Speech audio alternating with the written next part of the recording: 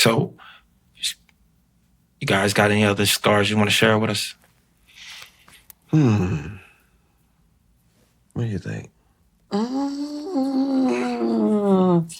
I would probably think that the work that we are doing to liberate our people,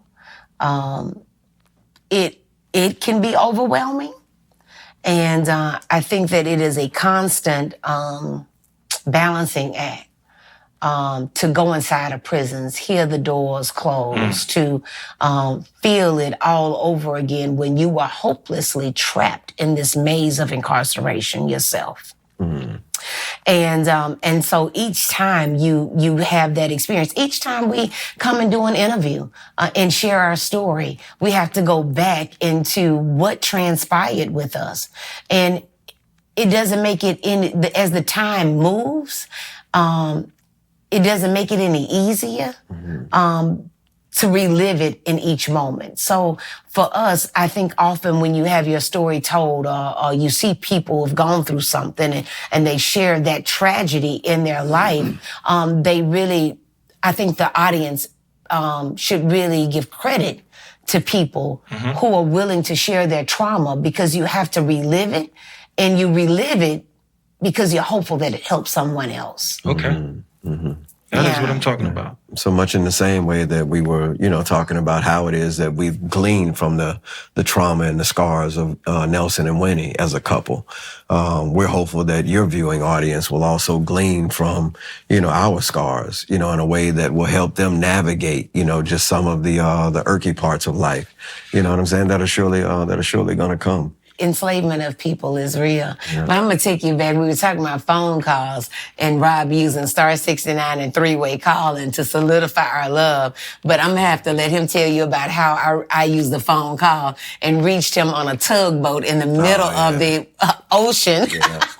That wasn't a scarred moment, but it was a memorable moment. It was embedded in my head from that day forward. And that is that when you think about, finding love, or when you do find love, one of the things that I found in the love and, that I found in Fox was how resourceful she was. It was one of the things that I loved about her most. And she was a very young girl at the time. 17. You're talking about 17 years old, and you're like, how resourceful can a 17-year-old girl possibly be? Well, as I mentioned, from the onset, I met Fox, while I was home on leave from boot camp. Well, my first duty station, I ended up getting sent overseas to Holy Loch, Scotland. So in so doing, I had to go to firefighting school in Virginia first before I got deployed. And while in firefighting school, I get a phone call one day, but it was a phone call that happened on a payphone just outside of my dormitory setting. And on it, a guy tells me, when I pass by the front desk, guy stops me and tells me, he said, hey, man, he said, you got a phone call. And so I'm trying to think, like, a phone call. I just got to Virginia. I don't know nobody here. Why would anybody be calling me?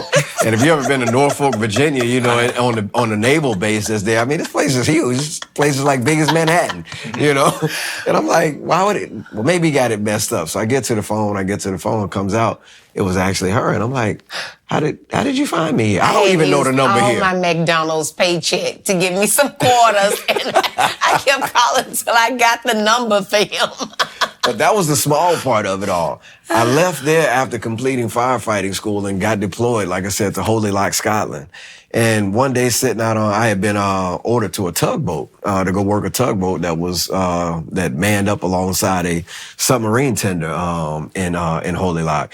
And they have these little crank phones on tugboats, and no dial tones, no nothing, no rotary.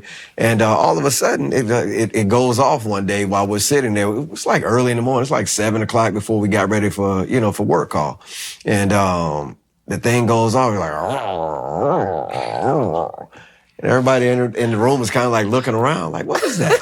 And it does it again, and then somebody says, is that the phone? And the dude closest to the phone picks it up off the thing. He said, hello? And we says, hello. He's kind of like started looking around, and then all of a sudden his eyes land on me, and I'm wondering, like, what you looking at me for?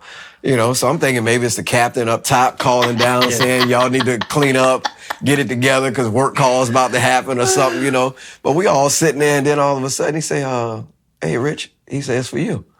And I say, for me? And now, I'm thinking, here I am again. So I'm like, man, come on, you know, why you messing with me early this morning, right? So I get on the phone. She's like, hey, babe. And I'm like, how did you reach me here?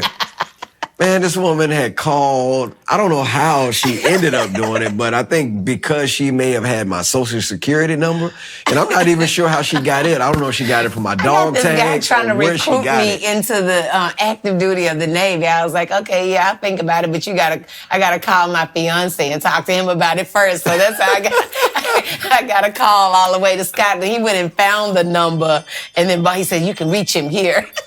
Oh man! But it was a hell of a moment. But it was just one of those moments that really clearly defined for me, if I hadn't figured it out already, that this was definitely the woman of my dreams. You know how expensive it used to be Right. to make a long distance call? Okay, and overseas? Oh, yes, indeed. Shoot.